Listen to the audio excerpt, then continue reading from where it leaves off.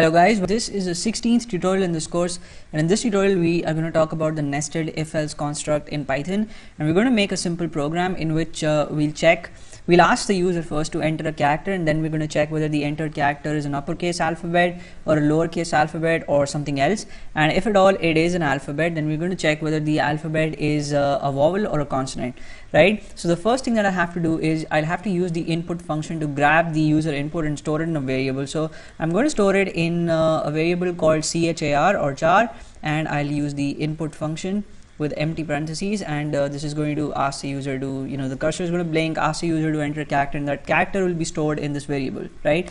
That's what the input function does. And then I use the if statement and the ORD function to check whether the character's ASCII value lies in the range 65 to 90 or not. And the reason why I'm going to check between 65 to 90 is that the ASCII value, I'll use the ORD function in the shell to check the ASCII value of the alphabet capital A. So I know that that's 65, and that of capital Z is 90, and that of alphabet small a is 97, and that of alphabet small z is 122, right? So my range to check whether the character is an uppercase alphabet or not is going to be 65 to 90, and to check whether the character is a lowercase alphabet or not is going to be 97 to 122, right? So I have my work cut out here. I'll just have to put these conditions in if statements and make the checks.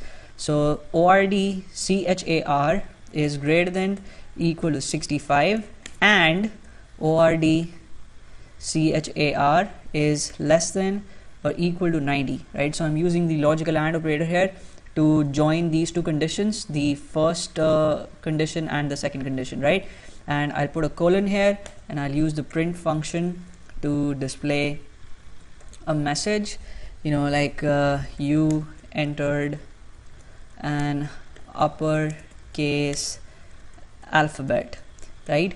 And we are also going to check here whether the alphabet entered is a vowel or not. So I'll use another if statement, and this one I'll type in the variable name char, then the in operator, and in a list I'm going to have all my uppercase vowels. So A, and then capital E, and then capital I. Let me get rid of this white space because I don't want my code to shift too much towards the right, and then I'll have a comma here, and capital O, and then capital U. I have a habit of typing a space every time I hit a comma, and if this is the case, then we are going to use another print statement, and using this one we're going to display the message you entered a vowel. And if that's not the case, then we'll have an else statement using which we are going to have a print function that displays the message you entered a consonant, right? Cool enough. And if the ASCII value of the character entered is not in this range, then we'll have to use the elif statement to have the comparison for the other range, which was 97 to 122. So if ORD char is greater than equal to 97 and ORD char is less than equal to 122, then I'll just copy this entire block and I'll paste it in the if elif block, and then I'm going to make the required modifications to it, right? So I'll copy and paste it here, and the first change that I'll have to make is change this to lowercase alphabet, and then I'll have to change all these vowels to lowercase vowels, right? So A, and then small e, and small I, and small o, and small u. You entered a vowel, else you entered a consonant. That doesn't require any change.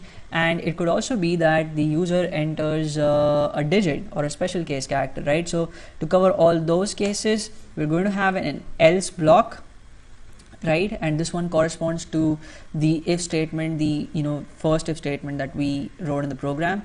And in the else block, I'll again have a print function, and this one will simply display the message you did not enter an alphabet. So before running the program, let me just walk you guys through the script once. So first we have used the input function to take the user's input, and we've stored it in the variable char, and then we've used the if statement to check whether the ASCII value of the character entered is greater than equal to 65 and less than equal to 90, right? So if that is the case, then it obviously is an uppercase alphabet. So we've used a print function to display this message, and then we've also checked whether the character lies in this list or not. And the reason I have all the uppercase vowels here and not the lowercase vowels is because we'll get to this if statement only if the character is an uppercase alphabet, right? So that's why we made comparisons only with uppercase vowels. And if it lies in this list, then we've used a print function to display the message that the character is a vowel, and there's an else block which has a print statement to display the message you entered a consonant. And then we made the other checks using the elif statement and the else statement here. So the elif block checks whether the character entered has an ASCII value greater than equal to 97, which is small a, and less than equal to 122, which is small z. And if that's the case, then it makes comparisons with the lowercase vowels, and if it is a vowel, then it will display that it is a vowel. If it is a consonant, then it will display it is a consonant. And then there is also an else block that captures all other cases. So let me just save the program and execute it. So when I type in a digit, right, so if I type in 5 and press the enter key, I see the message you did not enter an alphabet. So I'll go to the program and I'll rerun it, and this time I'll type in the percentage symbol, right, and again I see the message that you did not enter an alphabet. I'll go to the program once more, rerun it, and let me type in capital T now. So when I type in that, I see that I get messages you entered an uppercase alphabet and you entered a consonant, right? I'll go to the program and I'll execute it, and let me enter an uppercase vowel like capital O. So this time I see the message you entered an uppercase alphabet and you also entered a vowel.